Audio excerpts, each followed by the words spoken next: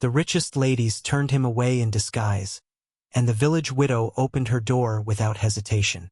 That was the shape of it, though no one in Marchbrook would understand the shape until much later, and by then the shape had already changed everything. The rain that autumn came to Northamptonshire like a debt collector. It arrived without warning, stood at every window and every door, and refused to leave until it had taken what it wanted. It stripped the last copper leaves from the elms along the Marchbrook lane. It softened the roads into deep ribbons of mud that swallowed a cart wheel to the axle. It rotted the thatch on the poorer cottages and beat against the leaded panes of the great houses along the hill until even the housekeepers spoke to it, half scolding, as if it were an unwanted guest they could not turn out. In the small stone cottage at the end of the lane, where the hedgerow tangled with rose-hips and old ivy, Mara Holloway heard the rain and did not scold it. She knelt at the hearth in her dove-gray day gown, her sleeves buttoned neatly at the wrists, her cream apron tied simply at the waist, and she coaxed a low fire back to life with a length of dry kindling and a patience that had been taught to her by loss. She had learned, in the 2 years since her husband had gone into the ground, that a fire and a kettle and a chair pulled close to both were the small acts by which a woman survived a season like this one. There were larger acts, no doubt, and grander women to perform them, and richer houses in which the rain was kept out with less effort. But Mara had none of those. She had this hearth, this kettle, this chair, this door. She had, above all, the door. It was the plainest thing in the cottage. Oak, dark with age, banded with iron, hung on hinges her husband had once oiled with his own hands on a Sunday morning that seemed now to belong to another century. The door opened onto the lane and onto the rain and onto whatever the world chose to bring her. She did not think of it most days. It was simply the door. But there are seasons in a life when the door is the thing that decides everything, and Mara Holloway did not yet know that this was one of them. She set the kettle over the fire. She sat back on her heels and watched the flames catch. She wiped her hands on her apron and stood, and her hazel eyes moved once around the small warm room as they moved every evening. Over the shelf where her late husband's 3 books stood between 2 plain pewter mugs, over the small round table with its 2 chairs, over the morning locket resting on its ribbon on the mantel where she had left it that morning so that the silver would catch the firelight. Her hair, chestnut brown, was pinned in a low chignon at the nape of her neck, with a few strands loose at the temples that she did not bother to smooth. There was no one to smooth them for. There had not been for 2 years. In the great house on the hill, in the drawing-room of Lord Pemberton's country seat, a different fire burned. It was a great fire, in a great grate, tended by a footman in blue livery. Lady Constance Pemberton sat before it in a floor-length gown of deep emerald silk, long-sleeved and high-necked as fashion and modesty required, her ash-blonde ringlets crowned with a jeweled comb, her elbow-length white gloves resting in her lap. She was 24 and she was beautiful and she was, that afternoon, bored. Her cousin, Lady Susanna Ainsworth, sat opposite her in sapphire satin. A third young woman, Miss Priscilla Vale, the banker's heiress from the neighboring parish, arranged herself artfully on a chaise longue in cream muslin with rose-pink ribbons. Between them, on a low table, a plate of untouched cake grew slightly stale. They were, all 3, waiting for something interesting to happen. They did not know that something interesting had already begun to happen, 3 miles away, and that it would come to their door before the evening was out, and that they would turn it away. For at that same hour, on the London road, a lone rider was pushing his tired horse toward Marchbrook. He was not the man he appeared to be.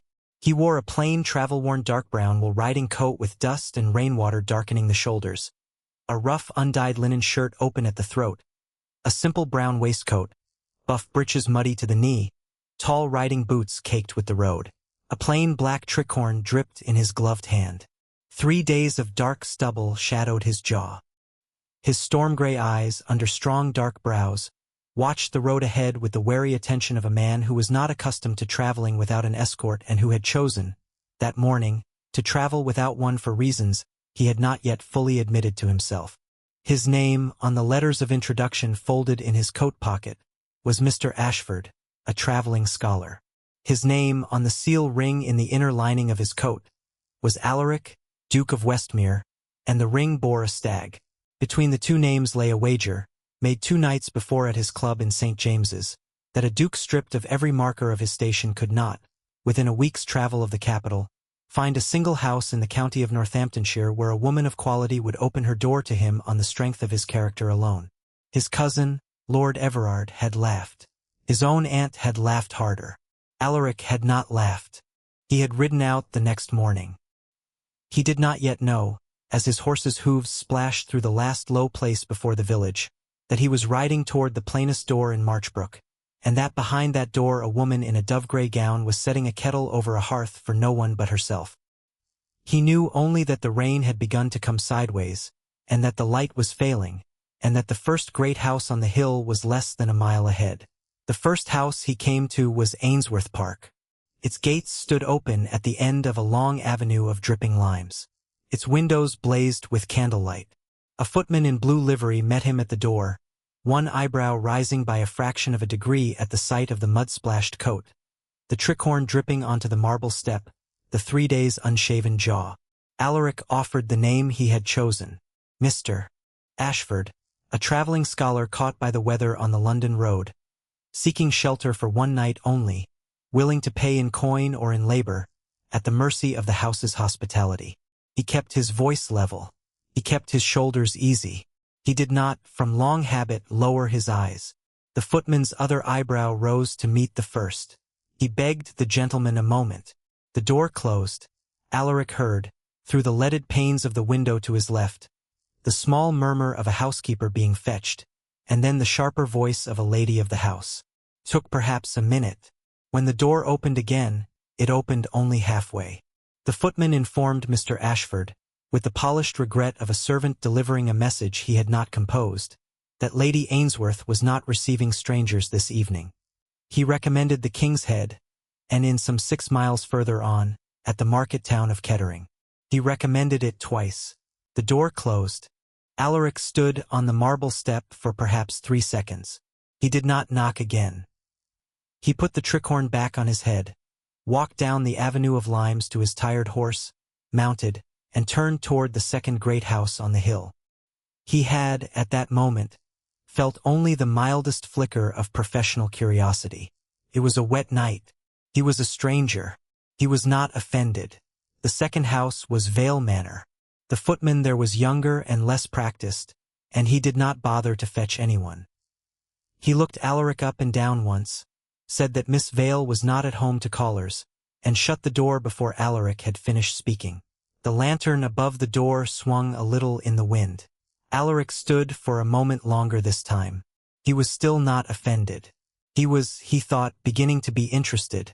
The third house was Pemberton Court. The rain by then had settled into a steady vertical downpour that soaked the shoulders of his coat clean through. His horse was blowing. His fingers were stiff on the reins. He rode up the wide gravel sweep, dismounted at the pillared portico, and pulled the great brass bell. The door was opened not by a footman, but by the butler himself, whose eye was even better trained than the first footman's, and whose lip curled by a fraction of a degree greater. Lady Constance received the report in the drawing-room, standing before her great fire, her elbow-length white gloves now drawn on to signal that she was not to be delayed. She heard the words Mr. Ashford, traveling scholar, muddy coat, no card, no escort. She glanced at her cousin Susanna, who lifted a brow. She glanced at Miss Vale, who barely troubled to lift her chin from where it rested against the back of the chaise. Lady Constance said, in the light, carrying voice she used for kitchen orders and small unpleasantnesses, that they were not a coaching inn, and that Mr. Ashford might try the King's Head at Kettering. She added, because she was Lady Constance Pemberton, and because she believed that a small unkindness spoken aloud was a form of wit, that she trusted the gentleman would understand that a lady of quality could not be expected to open her door to every mud-caked stranger who imposed upon her drive. The butler bowed. He returned to the door. He delivered the message with an almost imperceptible flicker of embarrassment that Alaric noted and set aside for later. The door closed. Alaric heard the bolt slide. He stood on the top step of Pemberton Court in the rain for perhaps 10 seconds. He was, by then, thoroughly offended. He was also, in a small hard cold place behind his ribs that he had not visited in some years, thoroughly educated. His cousin at the club had been right and wrong in the same breath. Right that a duke stripped of his markers would be turned away. Wrong that this was in any way a matter for laughter. It was a matter, Alaric thought, for something considerably graver than a wager. It was a matter for the slow, patient sorting of who in this county was and was not a person of any real quality at all. He mounted his horse. He turned the horse's head away from the gravel sweep, away from the hill, away from the three great houses. He rode down the lane in the failing light, past hedgerows heavy with rain, past a slumped haycart, past a farm dog that lifted its head and did not bark. He did not know where he was going. He knew only that the King's Head at Kettering was 6 miles away and his horse would not manage 6 miles, and that somewhere in the falling dark a light of some kind must be showing. A light was showing. It was small. It was low. It was warm rather than white. It came from the leaded pane of a small stone cottage at the end of the lane, where the hedgerow tangled with rosehips and old ivy, and where a woman in a dove-gray gown had, an hour before, coaxed a low fire back to life with a length of dry kindling. He drew his horse up at the plain oak door. He hesitated. He had learned, in the last hour, that a knock in this county was not always answered kindly. He raised his hand anyway. He knocked. There was a pause inside, a soft tread, the rasp of a bolt, and then the door opened without hesitation, not halfway and not measured but fully, the whole plain oak swinging back on its oiled hinges, and a young woman in a dove-gray Regency gown, a plain cream apron at her waist, chestnut hair and a low chignon at the nape of her neck, hazel eyes lifted to his face without flinching, stood framed in the warm firelight behind her and looked at him. She saw a soaked man on her step. She saw a tired horse behind him. She saw a coat too fine for a beggar and too rough for a gentleman. Mud to the knee, 3 days of stubble on a firm jaw, storm-gray eyes that had gone. In the instant her door opened, from wary to arrested. She did not see a duke.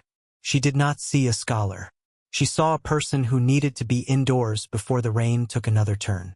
She said, in a voice as low and steady as her hearth, that he was welcome to come in out of the wet, that the fire was going, that there was tea in the kettle, and that the stable shed at the back was dry enough for the horse if he cared to bring the animal round. She said it as if she were saying the small, ordinary sentences of a day like any other day. She did not fuss. She did not apologize for the smallness of the cottage. She did not ask his name. She stepped back to let him pass. Alaric, Duke of Westmere, stood on the step of a plain oak door in the rain, and something in his chest, some small, careful, well-guarded thing that had been closed for a long time, moved by 1/4 of an inch. He said, "Thank you," in a voice hoarser than he had intended. He said, "Madam," most gratefully. He led his horse round to the shed at the back. He returned to the door. He crossed the threshold. He did not know, and she did not know, that he had just crossed considerably more than a threshold, and that neither the county of Northamptonshire nor the great houses on the hill nor the drawing-room where 3 richest ladies sat before their great fire would ever again look quite the same to either of them. Inside the cottage, the fire had settled to a steady red glow. Mara set a second cup on the small round table without ceremony, and she pushed a wooden footstool close to the hearth so that his boots might dry. She hung his coat, when he handed it to her, on the peg by the door. She did not exclaim over its weight, though it was heavier than the coat of any man she had known, and she did not remark on the fineness of the wool beneath its dust. She simply hung it. She poured tea into the plain pewter mug. She set out a small loaf of dark bread and a piece of hard yellow cheese on a pewter plate. She sat opposite him at her small round table, folded her hands in her lap, and said that she was Mara Holloway, that she was a widow of the parish, and that he was welcome to eat. He said that he was Ashford, a traveling scholar from London, that he had been turned from 3 doors on the hill, and that he was in her debt for the fire and the roof. He said it plainly. He did not embroider. He did not add that he had ridden out that morning on a wager, or that the wager had already been settled, in favor of a woman in a dove-gray gown who had not known there was a wager to settle. She said, of the 3 doors on the hill, that she was not surprised. She said it without bitterness, in the same even voice she had used at the door. She said that the great houses had their own ways, and that a stranger on foot in the rain was not, to those ways, an interesting kind of guest. She said that she herself had no ways at all in that sense, only a door and a fire and a kettle, and that these were sufficient for the evening if he could bear the plainness of the cottage. He said he could bear it. He said, after a pause, that he could bear it very well. They ate the bread and cheese. They drank the tea. The rain kept up its steady vertical fall outside the leaded pane. Somewhere at the back, in the shed, his horse blew softly and settled. Alaric found himself watching, without meaning to, the small competent movements of Mara Holloway's hands, the way she cut the bread in even slices without looking at her knife, the way she refilled his cup before he had quite noticed it was low, the way she set the poker down on the hearthstone in exactly the same place each time she used it. He had lived among trained servants for most of his adult life, and he had never seen anyone move about a room with such quiet, unshowy accuracy. It was, he thought, the movement of a woman who lived alone and who had made her peace with it. He asked her, presently, how long she had been a widow. She said 2 years, this coming Michaelmas. She said her husband had been a village schoolmaster, that he had died of a fever that had taken half the parish that winter, and that he had left her with the cottage, 3 books, and a debt to the miller which she had cleared by taking in mending. She said it without any tremor. She said it as a person says a thing that has already been fully absorbed. He asked her what she read of the 3 books. She said 1 Bible, 1 volume of Cooper's poems, and a small book on the keeping of bees which had belonged to her father. She said she had learned to keep 2 hives from the bee book, and that the honey went to the parson's wife in exchange for salt and candles. She said the mending paid for tea and bread. She said the parish, when they thought of her kindly enough, but that they did not often think of her. She said all of this as if she were describing a landscape she had walked in for many years and knew very well. He asked her, finally, why she had opened the door. He asked because it had begun to sit oddly with him, this small fact, that she had opened it fully and without hesitation to a stranger in a coat too fine for a beggar and too rough for a gentleman. A stranger who might, for all she knew, have been a highwayman with a limp horse. She looked at him across the small round table. She said, in her low, even voice, that a door was a door, that the rain that autumn had a particular sound to it, that she had been a wife once and might have been a stranger on a step herself, one day, if the fever had taken her instead of him, that she had not thought about it, in any case. She had heard the knock and she had gone to the door. He did not answer at once. He looked at her for a long moment across the small round table, and something in his chest moved a further 1/4 of an inch, and he did not know what to do with it. He said, at length, that he had come into the county on an errand of a kind, and that he would not press her with the details. He said that he would leave in the morning, if the rain permitted. He said that he wished, before he left, to make some small formal arrangement of the debt he now owed her, and that he trusted she would not refuse him. She said she required no payment for a roof and a kettle. She said the parish would not think well of her if she took a stranger's coin for a night's shelter. He said it was not payment. He said it was, rather, a proposal of a sort that would carry no weight of scandal in the parish, that would in fact carry the opposite. He said that he had come to Marchbrook to sort a matter of business that had taken an unexpected turn in the last hour, and that he found himself in need of a house in the village where he might lodge as a paying guest for a matter of 6 weeks, and that if she were willing, he would take his lodging at her cottage and pay her a sum sufficient to see her through the winter and clear whatever remained of the miller's account. He said the arrangement would be plainly stated to the parson in the morning, and that the parson himself might set the terms, so that no talk should arise. He said that he did not seek her permission tonight. He asked only whether, on those terms, if the parson approved, she would be willing. She held his gaze across the small round table. Her hazel eyes did not drop. She said, after a moment, that she would think of it in the morning. She said the parson was a fair man. She said she had never before let a room to a stranger, but that she had also never before opened her door to one on a wet night, and that she had done that without hesitation, and that perhaps her thinking on many matters was more open now than it had once been. She said, finally, in a voice slightly lower than the one she had used before, that if he was the man he appeared to be, she would consent. She did not know, when she said it, how much lay coiled inside that one small clause, if he was the man he appeared to be, and she would not know for some weeks. He knew. He did not correct her. He nodded once. He looked down at his empty pewter mug. He said, "Thank you, madam," again in that same slightly hoarse voice, and this time she heard something in it that had not been there when he crossed the threshold. She rose. She took the mugs to the small washing basin. She said the truckle bed in the back room was dry, that she would give him fresh linen, that his coat should be brushed by morning. She said good night. She did not curtsy. She went to her own room and closed the door quietly. He sat for a further hour before the low fire, listening to the rain and to the horse in the shed, and he turned slowly in his hand the seal ring that he had drawn from the inner lining of his coat and now held closed in his palm, and he thought about the small competent hands and the low steady voice and the plain oak door that had opened without hesitation, and he did not know, and he did not yet know that he did not know, that his life had already begun to turn on those hinges. By the following noon, 3 things had happened, and each of them small, and each of them in the ordinary way of a country parish, so that no one in Marchbrook understood, until much later, that they had happened at all. The rain had not stopped.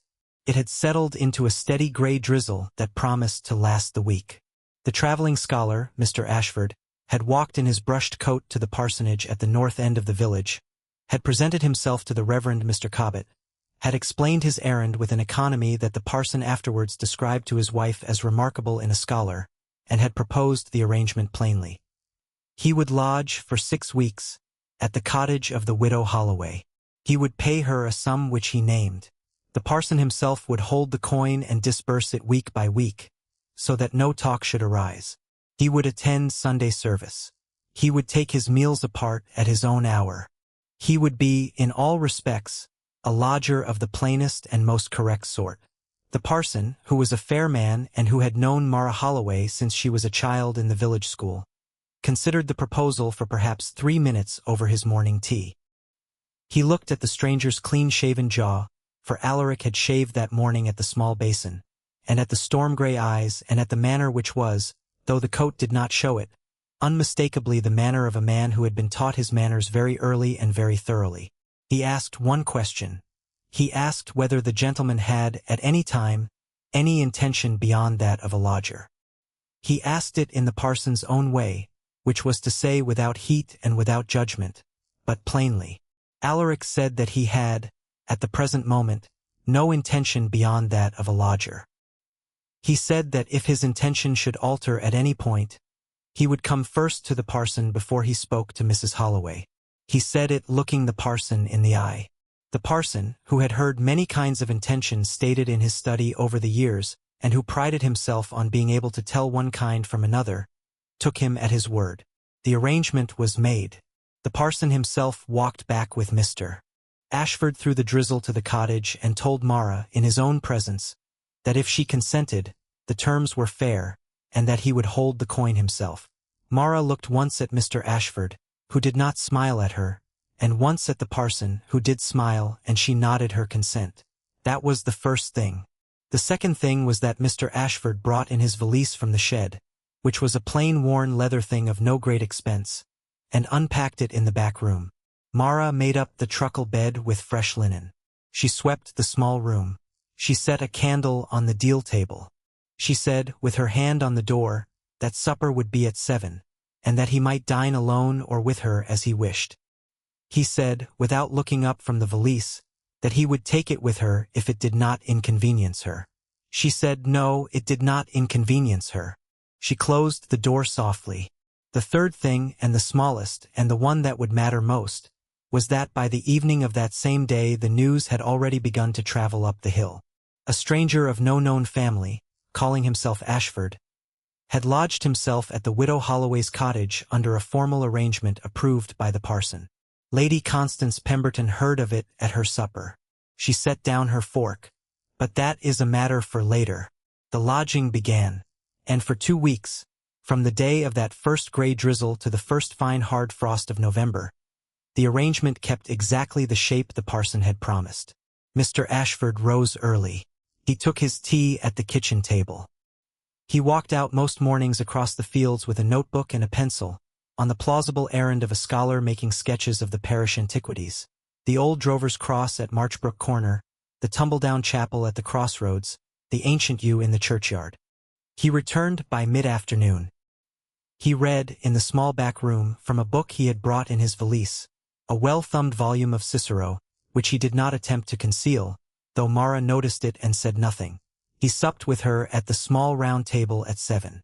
He did not press her with conversation.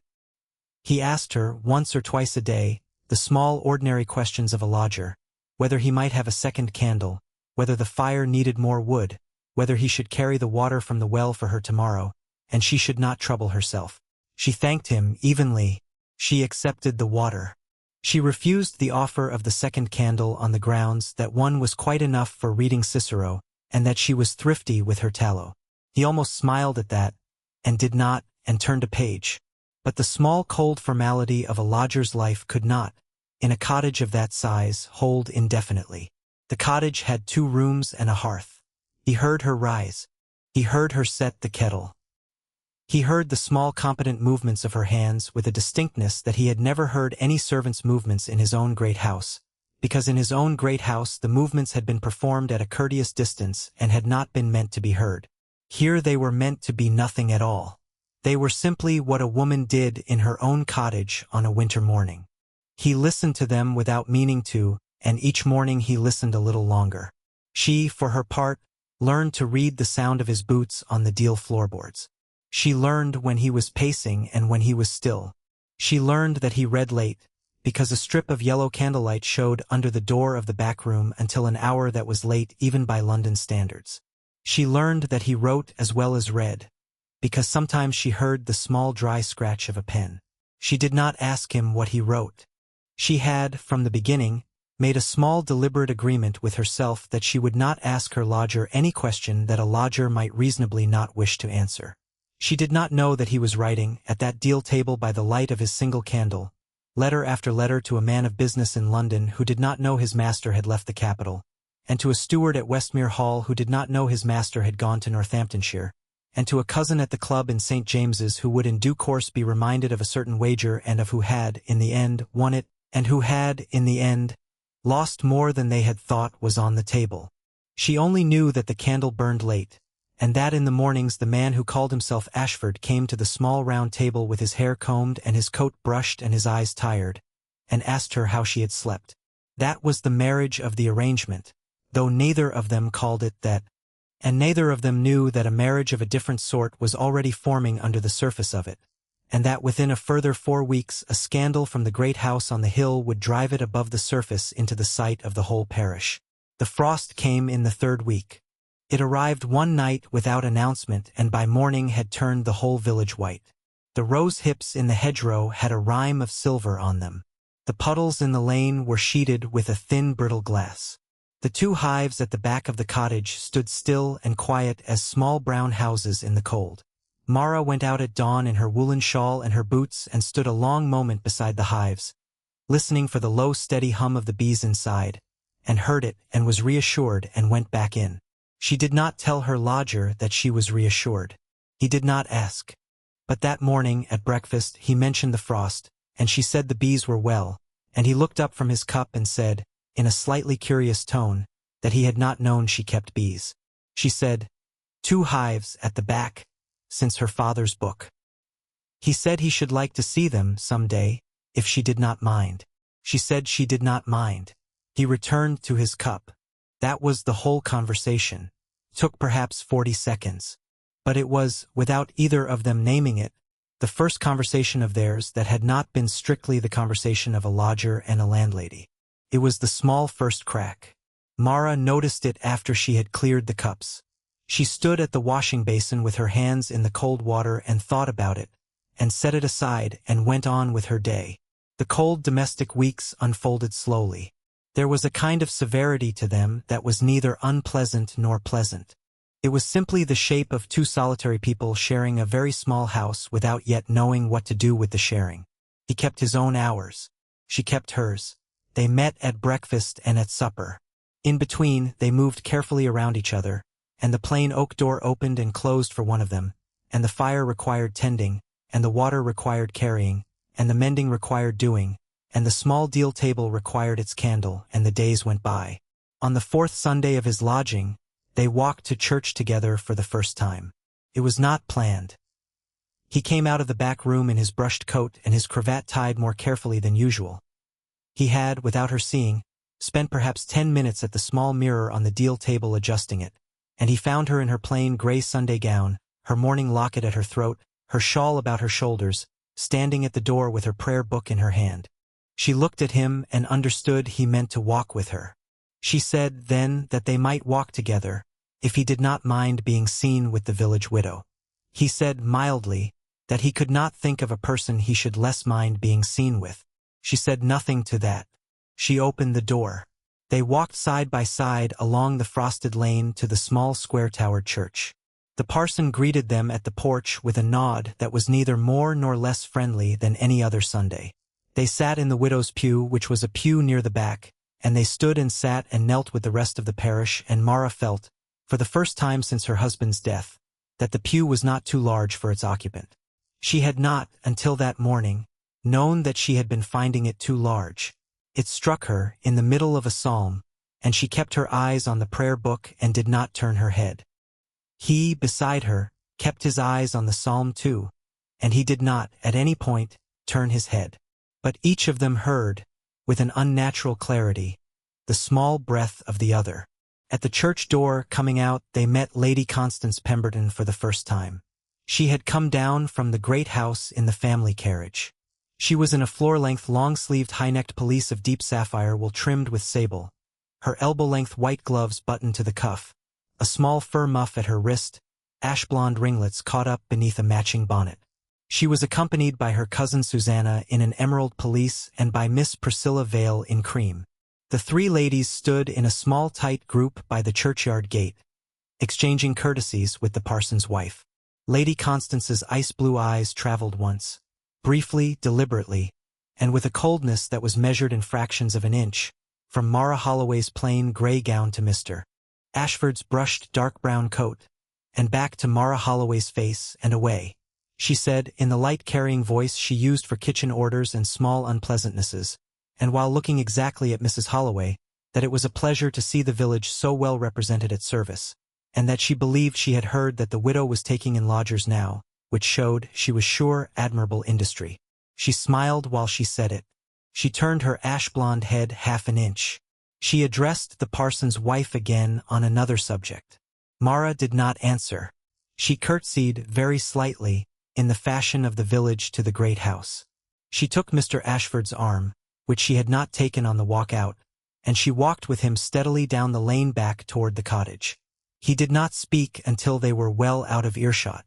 He then said quietly that he was sorry. She said there was nothing for him to be sorry for. He said that if his presence at the cottage caused her any embarrassment in the parish, he would remove himself at once, and pay the balance of the 6 weeks direct to the parson, and lodge elsewhere. She said, without breaking her stride, that she had not opened the door on the wet night in order to be embarrassed out of it by Lady Constance Pemberton on a fine cold Sunday, and that she thanked him for the offer, and that she would prefer him to stay. He did not answer for perhaps 20 paces. He looked at the frost on the hedgerow ahead. He then said, in a voice that was low and careful, that he was very glad. She heard him. She did not look at him. She did not, from the moment they came in sight of the plain oak door, remove her hand from his arm. He did not, at any point, offer to remove her hand. They came to the door. She let go of his arm. She opened the door without hesitation, as she had that first wet night, and they went in. That was the 6th day of the 2nd week of the 2nd month of his lodging.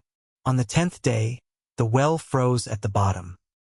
He carried her water for her from the parson's well at the north end of the village, 3 trips before breakfast without being asked, and set the 2 buckets by the hearth, and went back for a 3rd bucket for the horse, which he had that morning quietly transferred from the small shed to the parson's stable, a courtesy the parson had offered without being asked. Mara found him sitting by the hearth when she came in from the hives, his coat off, his shirt sleeves rolled to the elbow, his hands red with the cold. She looked at the 3 full buckets. She did not thank him. She fetched a small basin of warm water, and a coarse linen towel, and she set them on the floor at his feet. He put his hands into the warm water without speaking, and looked up at her, and their eyes held for perhaps 4 seconds. He said, in a mild, dry tone, that it was a small enough return for 6 weeks of tea and bread. She said, in the same tone, that she would keep an account, and that they would balance it at the end. He said he should be sorry when the accounts were balanced. She did not answer that. She turned to the kettle. But she did not, that morning, put the kettle on immediately. She stood with her hand on the handle for a moment, looking at the fire, and then she put it on, and the small crack that had opened at breakfast 4 Sundays ago widened, without noise, by another fraction of an inch. After the well froze, the shape of the days shifted slightly, though neither of them named the shift. He carried the water each morning without being asked. He carried it in silence, and set the buckets by the hearth, and rolled his sleeves down again by the fire. She set a small extra plate of hot buttered toast at his place at breakfast, and he ate it without comment on the first day, and on the second day, and on the third, and on the fourth day he thanked her for the toast, and she said it was small enough return for the water, and he almost smiled and did not. He took to reading in the front room in the evenings rather than in the back. He said, the first evening he did it, that the light was better by the front hearth. It was not. It was exactly the same. Mara did not point this out. She set her mending in her lap and worked by the same fire and did not look up at him. He read Cicero. She patched a linen shirt. The rain outside was steady. The candle on the small round table burned. The fire crackled. Neither of them spoke for perhaps an hour, and neither of them, at the end of that hour, could have said the hour had been silent, because the silence had been the companionable silence of two people who had at some unmarked point during the previous 10 days stopped being alone in one another's presence. She noticed his hands. He noticed her hands. Neither of them said so. On the 12th day of the 3rd week, he came in from a long walk across the fields with his boots caked in fresh mud and his coat torn at the sleeve, where a bramble had caught him. She sat him down at the small round table without a word, and she fetched her work-basket, and she threaded her needle with brown thread, and she stitched the tier closed with small even stitches that were, he noticed, so nearly invisible that a tailor in Bond Street would have paused over them. He watched her hands. She did not lift her eyes from the sleeve. When she had finished, she smoothed the sleeve flat with her palm and cut the thread and knotted it. She said, in her even voice, that the coat was a good coat, and that a good coat deserved careful mending. He said, in a voice that was carefully level, that he was fortunate in his mender. She did not look up, but when she rose to put the work-basket away, he saw, in the very small mirror of himself he kept behind the storm gray of his eyes, that the corners of her mouth had lifted by a fraction of a degree. On the 16th day she was ill. It was a sudden trifling illness, a bad cold caught from the raw wet weather. But for a woman living alone in a cottage with no household staff it was a difficulty of a real sort. She could not carry the water. She could not tend the hearth for long. She was pale and short of breath, and her hazel eyes were fever-bright. He noticed at breakfast that she had barely touched her tea, and that she had not eaten her toast, and he set his own cup down and told her, in a tone that was not quite the tone of a lodger any longer, that she was to sit by the fire and to be still and to leave the day's work to him. She protested. He did not argue. He simply removed her cup from her hand, took her elbow with a gentleness that was entirely at odds with the calluses of the last 3 weeks, and installed her in the low chair by the hearth with the woolen shawl about her shoulders. He then carried the water. He tended the fire. He heated broth from the small crock in the pantry. He carried it to her in a plain pewter bowl and set it in her lap with a spoon, and stood over her until she had taken 3 spoonfuls, and only then went to see to the horse and to the 2 hives, which she had been going to do that morning and could not. He came back from the hives with the report, delivered in the same neutral tone he might have used for a report on the corn laws, that the bees were still humming in their houses, and that he had listened for a full minute at each hive to be certain, and that the small wooden lid of the second hive had a loose corner which he had fixed with a nail from the shed. She looked at him from the low chair, her cheeks flushed with fever and something else, and she said, in a voice more hoarse than usual, that she had not asked him to fix the hive.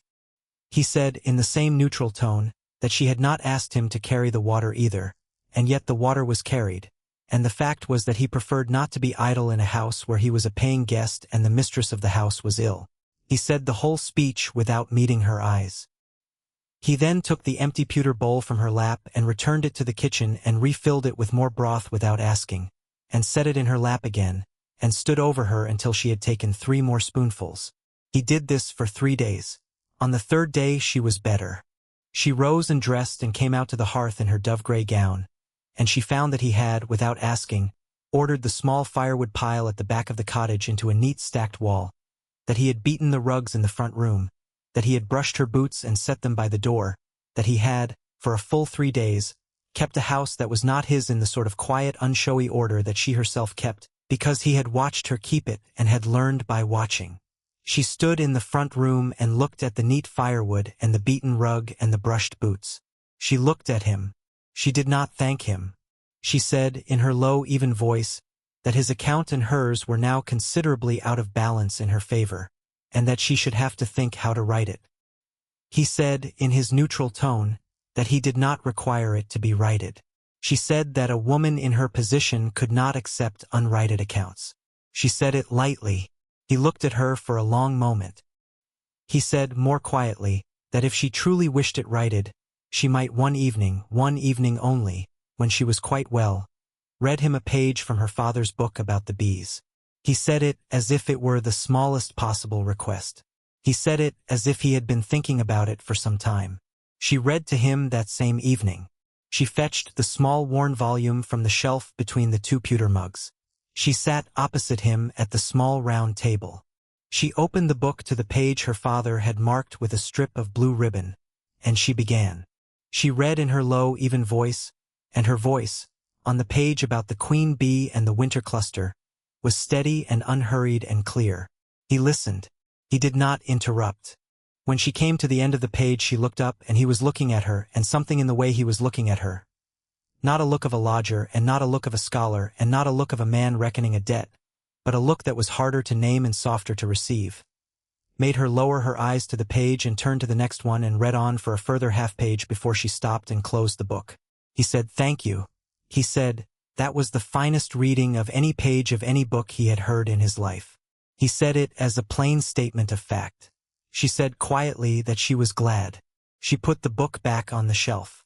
That night, alone in the back room, he sat a long time at the deal table with the candle burning, and he did not write. He held his pen in his hand.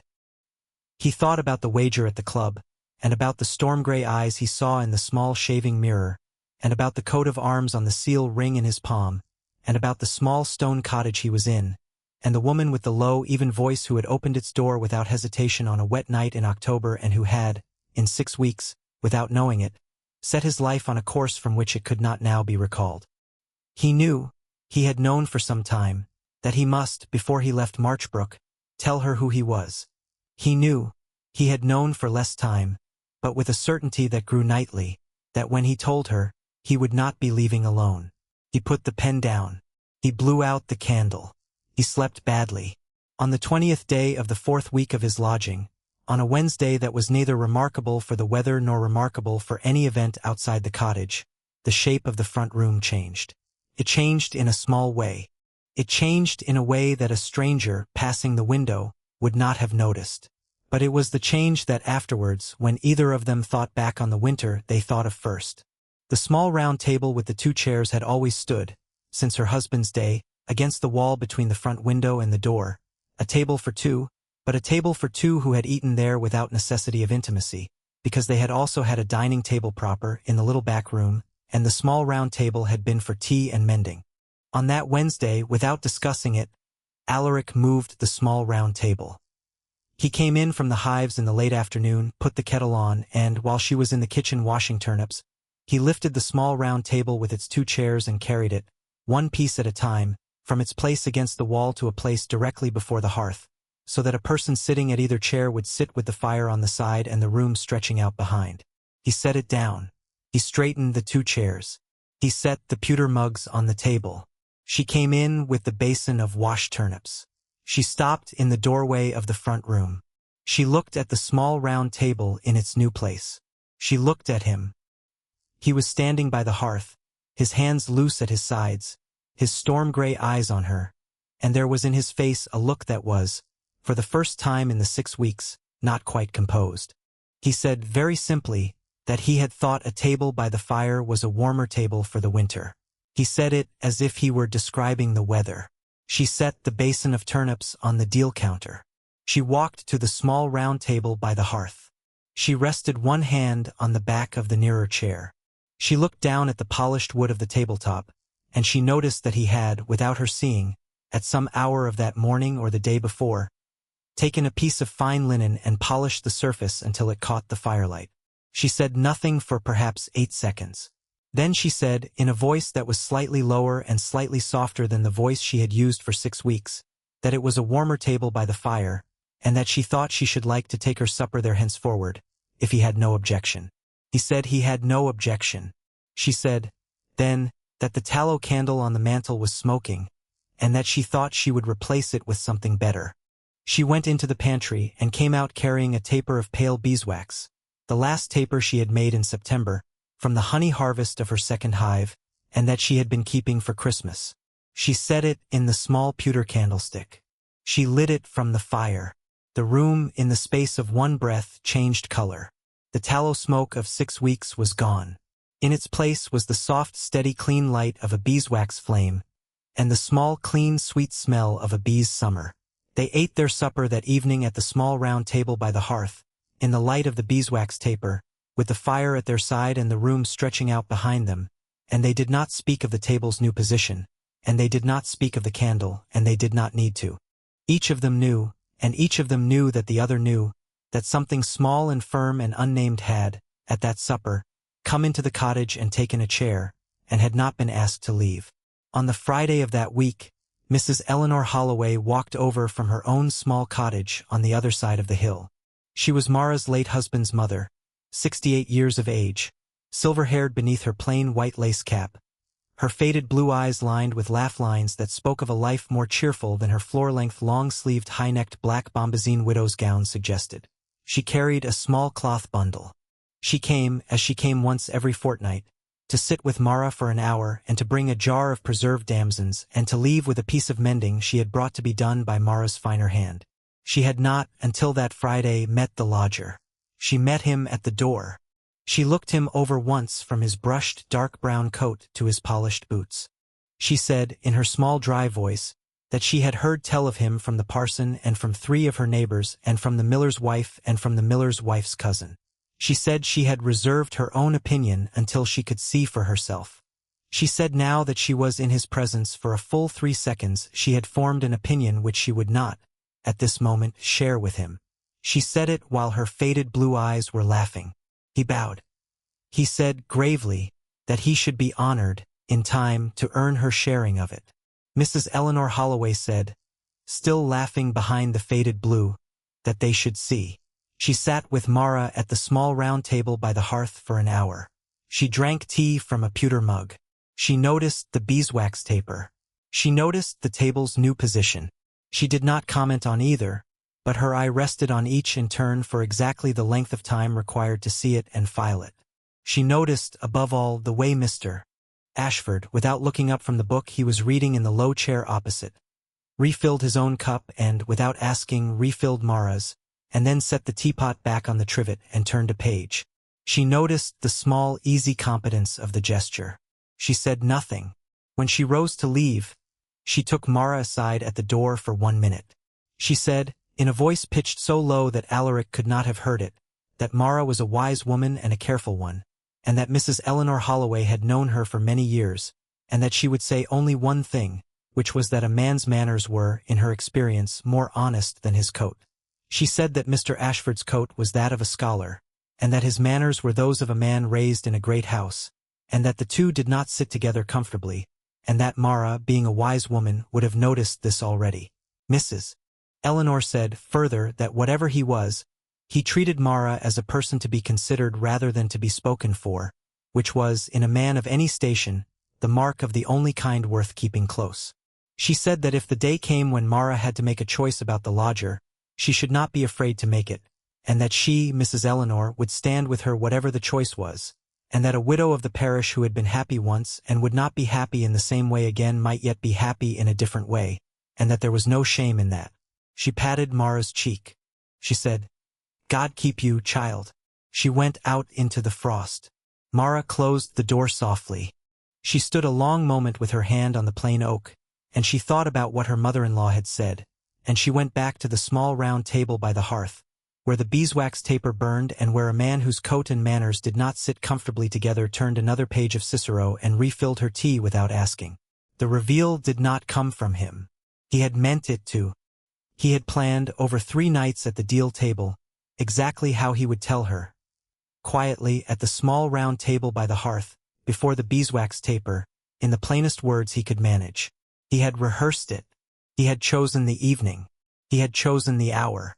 The reveal came from Lady Constance Pemberton. On the last Saturday of Alaric's 6 weeks, 3 days before the lodging was to end, 3 days before he had planned to speak. A boy came running down the lane from the great house on the hill with a letter for the Reverend Mr. Cobbett. The letter was not sealed with a family crest.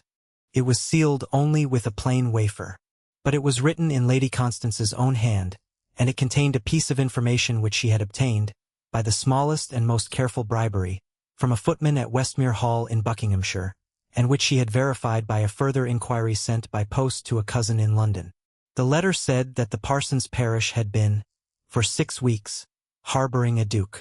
The letter said that the man calling himself Mr. Ashford, lodging at the widow Holloway's cottage on a plain arrangement approved by the parson himself, was in fact Alaric, 7th Duke of Westmere Hall, in the county of Buckinghamshire, that he had ridden into Northamptonshire on a wager, that he had already been turned from 3 great houses on the hill by ladies of quality, that his true station was concealed from the widow, and that the parson himself had been imposed upon. The letter said that Lady Constance felt she owed it to the parish, and to the reputation of the widow whose cottage the Duke had chosen, to make these facts known before any further scandal accumulated. She did not, in the letter, use the word scandal. She used the word irregularity. She used it 3 times. The parson read the letter in his study on the Saturday morning. He read it twice. He set it down. He rose from his chair. He put on his coat. He walked directly, without stopping at the parsonage kitchen, to the small stone cottage at the end of the lane where a plain oak door stood, and he knocked. Alaric himself opened it.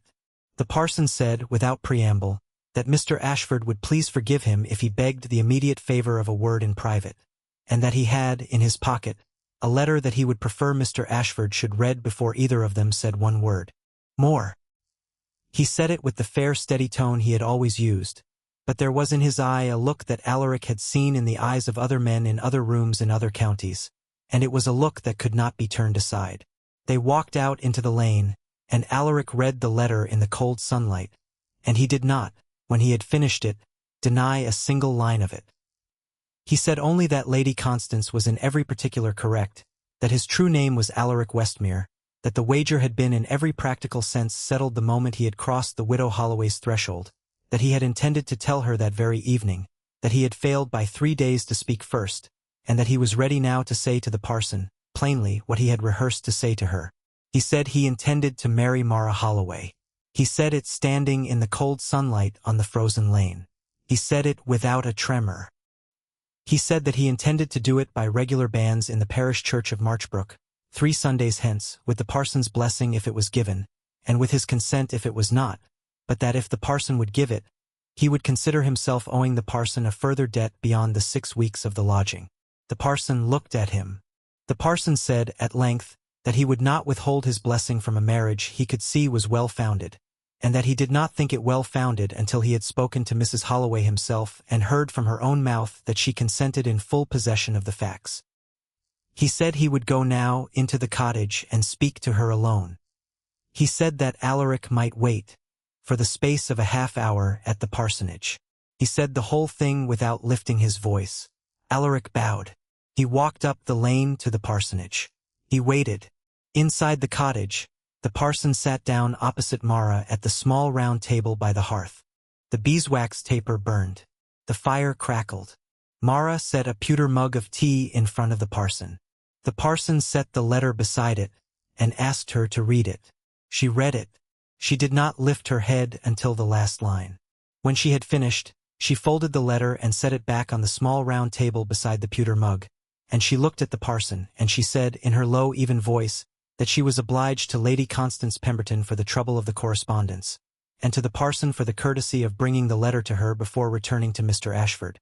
She said the third thing she wished to say, before the parson asked her the question he had come to ask, was that she had already, on the night of the first wet knock at her door, said aloud that if her lodger was the man he appeared to be, she would consent. She said this last sentence with a very small dry smile. The parson noticed the smile. He noticed that Mrs. Eleanor Holloway's cheerfulness, of which he had known the source for 40 years, had that morning shown itself for the first time in her daughter-in-law. He asked her, then, the question. He asked whether she would marry Alaric Westmere by regular banns 3 Sundays hence in the parish church of Marchbrook. She said she would. He rose. He said, "God bless you, child." He walked back to the parsonage. He told Alaric. That afternoon, Alaric came back to the small stone cottage in his brushed dark brown coat, and he stood in the front room by the small round table, and he took Mara's hand in his, the first time he had ever taken it, though he had thought about taking it every day for 4 weeks, and he said what he should have said 3 days earlier. She listened. She said, quietly, that she had heard the version of it that mattered from the parson, and that she had already, in her heart, answered. She said she would not have consented to a duke on the night he first knocked. She said she was consenting, that afternoon, to the man who had carried her water and stitched his own sleeve and set a table by the hearth. She said the title would come with him and she would meet it later. She said her father's book was hers, and her hives were hers, and her plain oak door was hers, and that these she would bring to whatever house he chose to take her to. He said he would meet her father's book and her hives at Westmere Hall with the honor he would give a foreign ambassador. He said, more quietly, that he would meet the door there. They were married 3 Sundays later, by regular banns in the parish church of Marchbrook, in the presence of the whole parish and of Mrs. Eleanor Holloway and of the parson's wife and of the small stable-boy Tom Pike from the King's Head, who had come the day before with a message and who had been given a shilling and a piece of bread and had stayed for the ceremony because Mara had asked him to. Mara wore a gown of plain warm winter-grey wool, long-sleeved, high-necked, floor-length, with the mourning locket at her throat exchanged that morning for a plain silver chain her mother-in-law had given her. Alaric wore his own coat, brushed, mended at the sleeve. Lady Constance Pemberton was not present. Lady Constance Pemberton had, that day, driven up to London for the season. They came up to London 3 weeks after the wedding. Westmere Hall in Buckinghamshire was closed for the winter. The London town house in Grosvenor Square was opened for the season. Mara arrived in a plain grey travelling gown, in a plain travelling carriage, with a plain leather trunk containing 3 good day gowns, 1 plain evening gown of dove-grey silk that Alaric had made for her before the journey, long-sleeved, high-necked, floor-length, and modest in every particular, at her own request, her father's book of bees, her 2 pewter mugs, and the plain silver chain from her mother-in-law's hand. She stepped down from the carriage in Grosvenor Square onto a pavement swept by 2 footmen in Westmere livery, and she looked up at the tall pale stone facade of the townhouse without any change of expression, and she went in. Lady Constance Pemberton had not, in the 3 weeks since her letter to the parson, been idle. She had, in the first place, ridden up to London and taken lodgings at her aunt's house in Curzon Street. She had, in the second place, called upon 3 of the season's chief hostesses, Lady Sutherham, Mrs. Crane of Bruton Street, and the Marchioness of Wenlock, and had, in each drawing-room, told a version of the story of the widow Holloway of Marchbrook and the Duke who had married her. She had told it with a smile. She had told it with her elbow-length white gloves buttoned to the cuff. She had told it while sipping tea from a Sèvres cup. She had told it in the terms of a piece of provincial curiosity, a picturesque marriage, the sort of thing the season enjoyed as a 9 days' wonder before turning to the next. She had not, in any of the 3 drawing-rooms, permitted herself a single word that could be called direct malice. She had merely spoken the facts, with the emphasis placed on those particular facts that would produce, in the hearer, an impression of a widow above her station, an eccentric duke, and an irregular arrangement that had ended in an eccentric marriage. That was the first movement of the escalation. It was, in Lady Constance's own private valuation, the subtle movement. The second movement began the moment Mara appeared at her first ball. The ball was Lady Sutherham's, on the 2nd Thursday in January. Mara wore her plain dove-grey silk evening gown, long sleeve to the wrist, high neck to the throat, floor-length to the shoe, with only a fine strip of white lace at the cuffs and a single strand of pearls at the neck that had been Alaric's mother's. She wore her chestnut hair in her low chignon, dressed by no more than the addition of a single small silver pin. She entered on Alaric's arm. Every eye in the room turned. She did not lift her chin. She did not lower it. She walked with him at her own steady country pace, and she was presented to Lady Sutherham, and she made her curtsy exactly as she made it to the parson at the church porch, no lower and no higher. Lady Constance was in the ballroom. She was in a deep sapphire silk gown of the most fashionable cut, long-sleeved and high-necked as fashion and decorum required, her ash-blonde ringlets crowned with a sapphire comb, her elbow-length white gloves buttoned to the cuff, her lorgnette on a silver chain. She waited until Mara had been in the room for a full quarter of an hour. She then approached on her cousin Susanna's arm, with a small polite smile. She said, in the light-carrying voice she had used at the churchyard gate, and while looking exactly at Mara, that it was a delight to see her Grace in London, and that she trusted the change of scene from Marchbrook was not overwhelming. She said, further, that she had heard from her aunt in Curzon Street that her Grace's gown was much admired for its modest style, which showed such a becoming resistance to the exaggerations of fashion. She said the whole speech smiling. She curtsied. She said she should not keep her Grace. She moved on. That was the second movement. It was, in Lady Constance's private valuation, the act of sabotage, because in the 3 sentences she had made it plain to any listener with an ear that the Duchess of Westmere had been imported from Marchbrook, that her gown was modest for reasons of station rather than of taste, and that Lady Constance Pemberton was of a family that had known the Duke long enough to speak to his wife with a familiar coolness. Mara heard the speech. She smiled, the same very small dry smile that had appeared in the front room of the cottage on the morning of the letter. She curtsied. She said, in her low, even voice, that Lady Constance was too kind to notice her gown, and that she hoped Lady Constance would notice, at the next ball, that her second gown was quite as plain as this one, so that the compliment might not need to be repeated. She said it smiling. She said it looking Lady Constance in the eye. There was, in the small space around the 2 women, a distinct pause of perhaps 2 seconds. Lady Susanna's ringlets did not move. Lady Sutherham, 3 yards off, did not turn her head, but her ear turned. Alaric, at Mara's shoulder, felt her hand on his arm tighten by a fraction of a degree, not in fear, but in the same steady grip with which she had held the poker at her own hearth. Lady Constance said nothing for perhaps a further second. She then smiled a second smile that did not reach her ice-blue eyes, and she moved off with her cousin. The gossip in the ballroom that night did not run as Lady Constance had planned. In 3 drawing rooms across Mayfair the next morning, 3 hostesses agreed that the new Duchess of Westmere might be provincial and might be plain, but she was, whatever else, not a woman to be spoken past. The 3rd movement, the public humiliation attempt, was 6 weeks in preparation. Lady Constance did not attempt it at any ordinary ball. She attempted it at a masquerade given by the Marchioness of Wenlock, on a Wednesday in late February, at which the Prince Regent himself was expected. She had, over those 6 weeks, obtained by paid inquiry a second piece of information about the widow Holloway of Marchbrook, a piece which was, in fact, false, but which she had chosen to believe on the balance of its usefulness. She had heard, through a maid discharged from Pemberton Court, that Mara's late husband, the schoolmaster, had died leaving a small unpaid debt of a kind that was not the debt of a debtor but of a defrauder.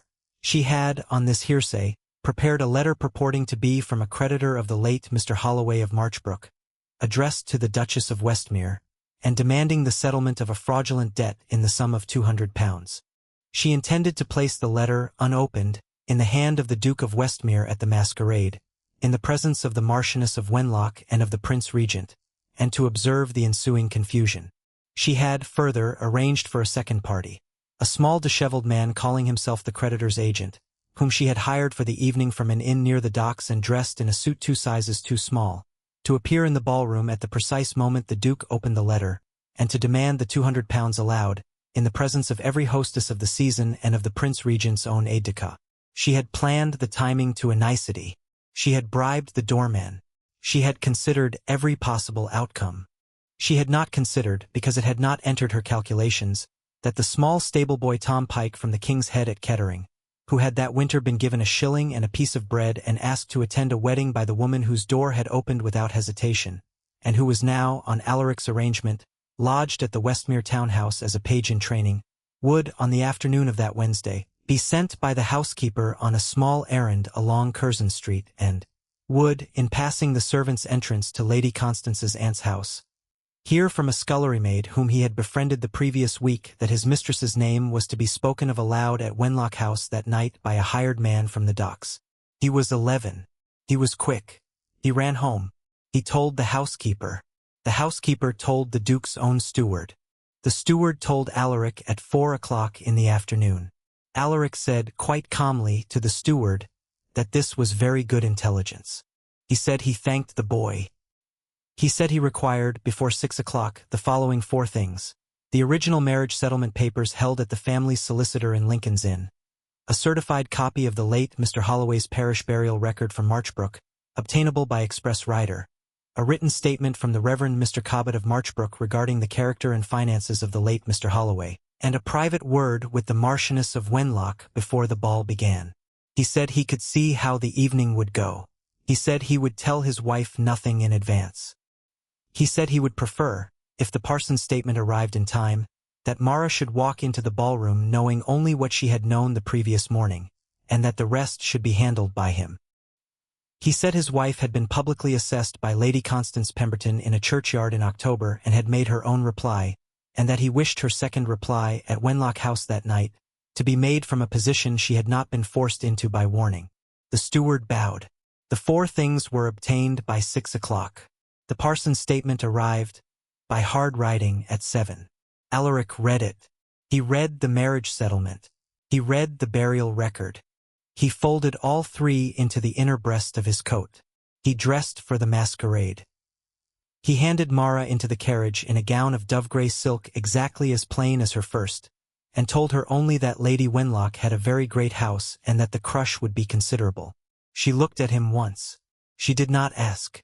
She said she was ready. We'll take a very short break. If you don't want to miss new stories, please subscribe to the channel. Wenlock House on a Wednesday night in February was as full as a house on a Wednesday night in February had ever been. The Marchioness had opened 3 drawing rooms, 2 salons, and the great ballroom, and had lit every one of them with beeswax tapers in gilt sconces, and had ordered the orchestra doubled, and had arranged for the Prince Regent's carriage to be met at her own door at 10. The masks were sold to the guests at the door by 2 liveried footmen at a small ebony table. Plain black silk for the gentlemen, ornamented in silver or in gold for the ladies, and a fine plain grey silk mask, at Alaric's own private request to the Marchioness that afternoon, for the Duchess of Westmere. Mara tied her plain grey silk mask over her hazel eyes at the ebony table. Alaric, beside her, tied his plain black. They went in. Lady Constance Pemberton was in the ballroom already. She was in a mask of the deepest sapphire silk, embroidered in silver, and a gown of the same deep sapphire, long-sleeved and high-necked as decorum required. Her ash-blonde ringlets were crowned with a fresh comb of small sapphires. Her elbow-length white gloves were buttoned to the cuff. She stood beside her cousin Lady Susanna, and beside Miss Priscilla Vale, and beside a small dishevelled man in a suit 2 sizes too small, who was in the ballroom on the strength of Lady Constance's private word to the doorman, and who did not know he was already known by name and station to the Duke he had been paid to accost. The music began. The dancing began. Lady Constance watched the door of the ballroom. At 10:15, precisely at the moment the Marchioness announced that the Prince Regent had arrived and had entered the great salon, Lady Constance crossed the ballroom to the Duke and Duchess of Westmere, in the sight of the Marchioness, of Lady Sutherham, of Mrs. Crane of Bruton Street, and of the Prince Regent's own aide-de-camp, and with a very small polite smile placed a folded letter in the Duke of Westmere's gloved hand.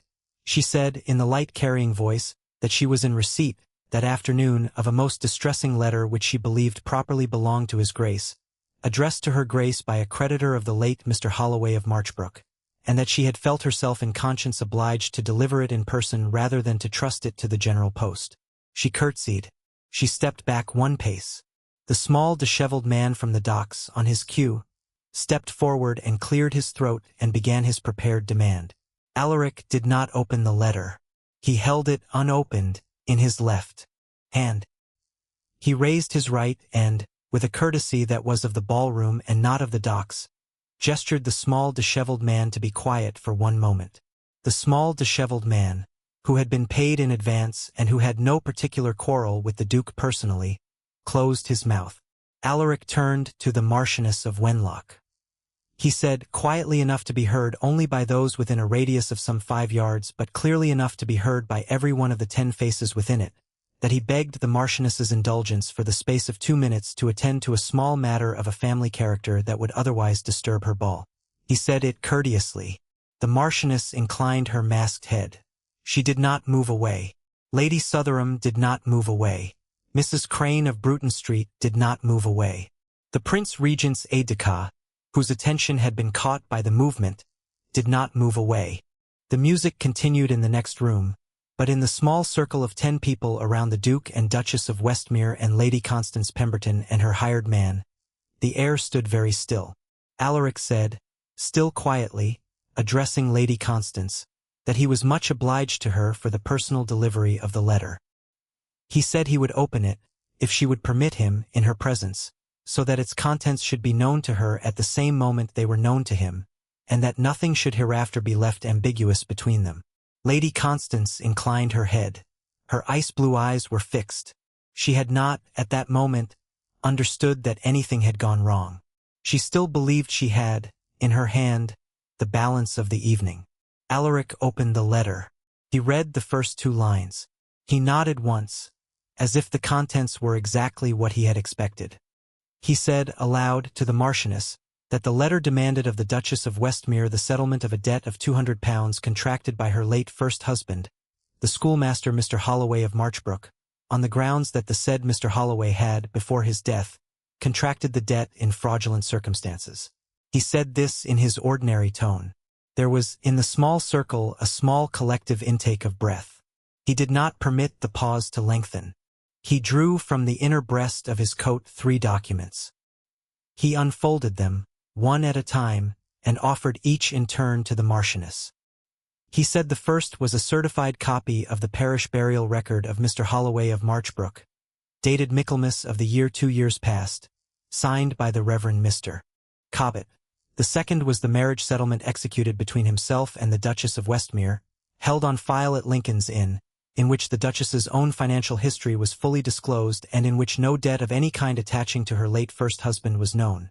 And the third was a signed statement of that same morning by the Reverend Mr. Cobbett of Marchbrook, who had known Mr. Holloway from his boyhood to his grave, testifying under his own hand and seal that the said schoolmaster had, in his life, contracted no debt of any kind of a fraudulent character, that his estate had been settled by his widow within 1 year of his death by the honest labor of her needle, and that any letter representing otherwise was a forgery. The Marchioness read the parson's statement. She read it twice. She looked up. She looked at Lady Constance. Alaric did not look at Lady Constance. He looked at Mara. He said, in the same quiet ordinary tone he had used from the beginning, and now for the whole 10 and every other guest within earshot, that he had a further 2 minutes' indulgence to beg of the Marchioness, because the letter and its bearer would in a moment be removed.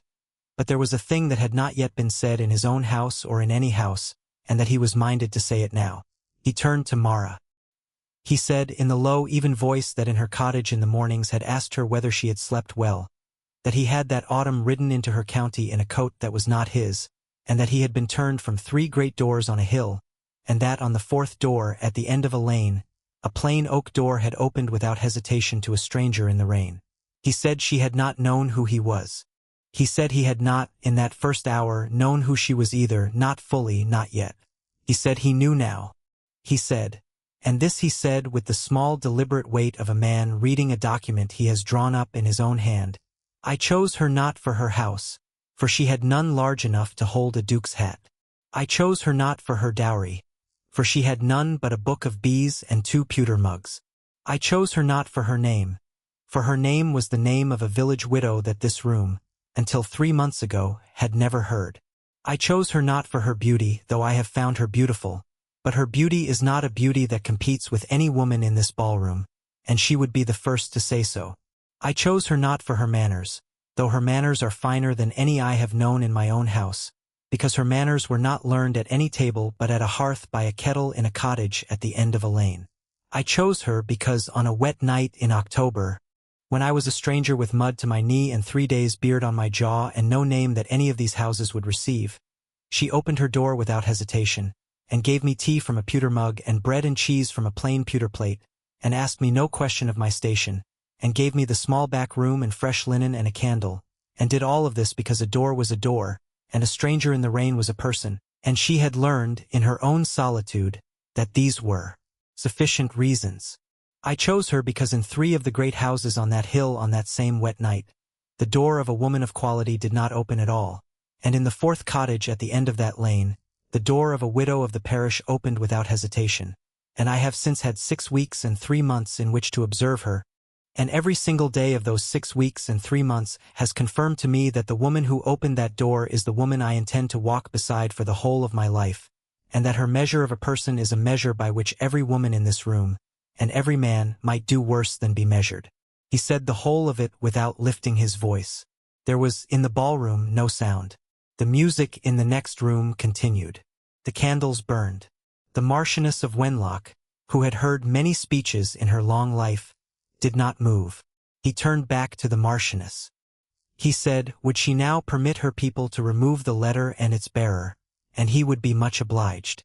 She did.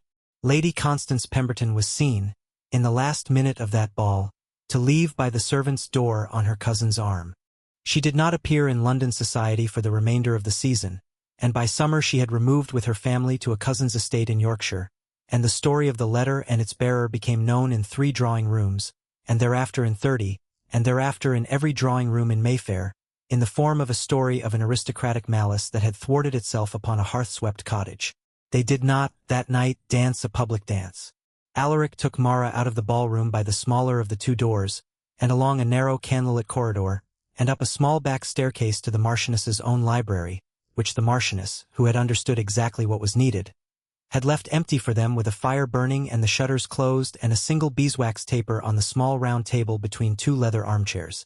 He closed the door. He turned the key. He untied her plain gray silk mask, gently, and set it on the small round table beside the taper. He looked at her face. She looked at his. The fire crackled.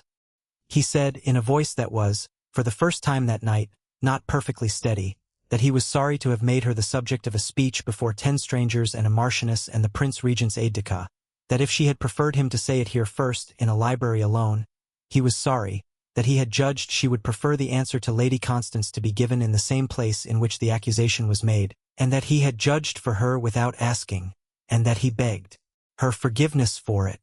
She said quietly that she had, at the moment he began the speech, understood exactly why he had judged for her, and that she had preferred it as he had judged.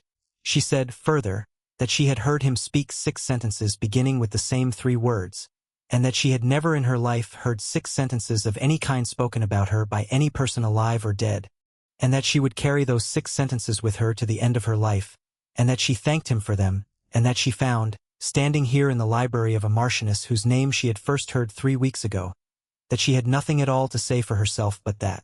He said she did not need to say anything. He said then that he had, in his coat, a small last thing he wished to give her, and that he had had it since the 3rd Sunday of his lodging at the cottage, and that he had waited until now. He drew from the inner breast of his coat a small folded square of soft cream paper. He opened it. Inside was a small pressed sprig of rosemary, dry, silver-gray, still fragrant, which he had, on the 3rd Sunday of his lodging, plucked from the hedgerow at the end of her lane on the morning walk back from the church, and had pressed between the pages of his volume of Cicero. He said, in the voice that was not quite steady, that rosemary was for remembrance, and that on the morning he plucked it he had already known. 3 weeks before the wager was settled, 3 weeks before the letter, for months before the ballroom, and a whole year before whatever their year to come would bring, that he would remember every hour spent under her roof for the rest of his life, and that he had kept the sprig, so that if the day came when she had need of a small quiet proof that his choice had not been the sudden choice of a duke on a wet night, but a slow, careful choice of a man in a cottage over 6 weeks and 3 months, she might have it in her hand.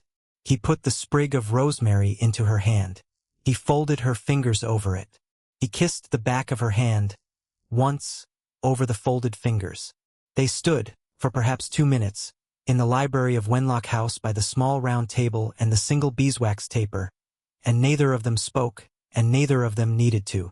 Then, quietly, without music, in the private space between the 2 leather armchairs, he set his hand at the small of her back, and took her other hand in his own, and they danced one slow silent turn about the small space of the library floor. She had never learned any London dance.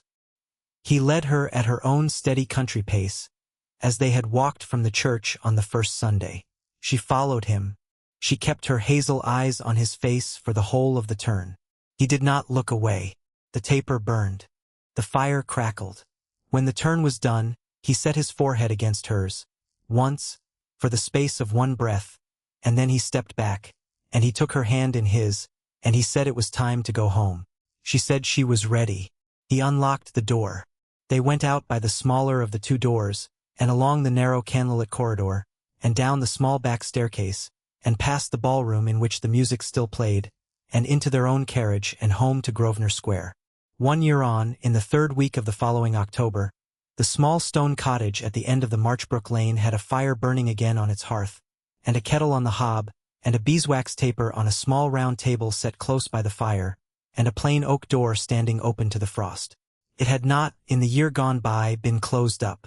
Mara had, from her first month at Westmere Hall, insisted that the cottage remain as it was, that a village woman be paid a small quarterly sum to keep it swept and its fire laid, and that on 1 week of each October, the same week in which she had first opened that door without hesitation, she should return to it and dwell in it and keep the kettle on the hob herself, and read for 1 evening from her father's book of bees to whoever cared to sit at the small round table with her. On that October evening, 1 year on, the person sitting at the small round table with her was Alaric, Duke of Westmere, in his brushed dark brown travelling coat which he had refused, in a whole year of good tailoring, to give up, on the grounds that it had been mended by a hand he preferred to any tailor's in Bond Street. Beside him, on a low stool by the fire, sat Mrs. Eleanor Holloway, in her black bombazine widow's gown and her white lace cap, drinking tea from a pewter mug. Beside her, on the hearthrug, sat Thomason Pike, 12 now, tall for his age, still freckled, in a page's suit of Westmere livery that he was allowed to unbutton at the throat when at the cottage, and a plate of buttered bread in his lap. The 2 hives at the back of the cottage were still there. They had, in the year, been joined by a 3rd, which Tom had helped to build in the spring under Mara's instruction, and which had come through its first summer strong. The parson had called that afternoon. He had drunk tea. He had gone home. The village had come to the door of the cottage in a small procession of 2 and 3, to greet the Duchess who had once been their widow, the miller, the miller's wife, the smith's daughter, a shy pair of cottage children, and each of them had been welcomed at the plain oak door without ceremony, and each had gone away with a jar of honey from Mara's hand. There were 3 more things that had, in that year, been resolved.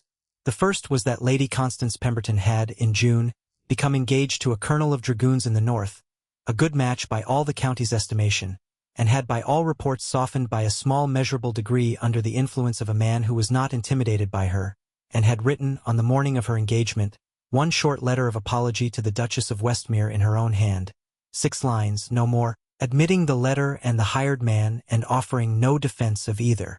Mara had read the letter twice.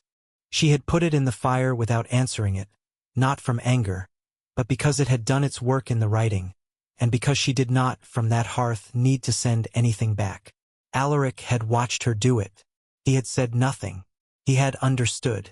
The second was that Mrs. Eleanor Holloway had, in July, moved into a small pleasant set of rooms at the gatehouse of Westmere Hall, with her own kitchen and her own hearth and her own view of the deer park, and had, on being asked whether she was comfortable, said in her small dry voice that she was as comfortable as a woman of her age had any business to expect and rather more than was quite decent, and that she had reserved her further opinion for a later date, in her usual manner, and Alaric had understood exactly what she meant. The third was that Tom Pike, the small stable boy from the King's Head, who had run down Curzon Street on a February afternoon and saved the ballroom, had been formally taken on as a page in training at Westmere Hall, then apprenticed at Alaric's own arrangement to the estate steward, and would, by the age of 20, if he chose it, have the whole management of the Westmere stables under his hand.